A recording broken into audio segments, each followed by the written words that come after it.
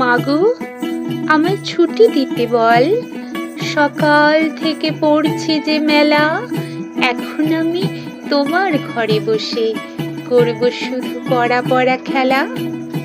তুমি বলছো দুপুর এখন সবে, না হয় যেন সত্যি হলো তাই।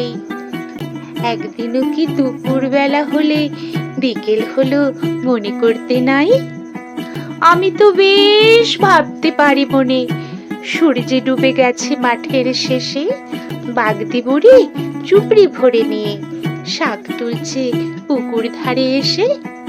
আধার হলো মাদার গাছের তলা, কালি হয়ে এলো দিঘির জল। হাটে থেকে সবাই এলো ফিরে, মাঠের থেকে এলো চাষার দল। মনে করে না উঠলো সাজের তারা, মনে করে না সন্ধে হলো যেন।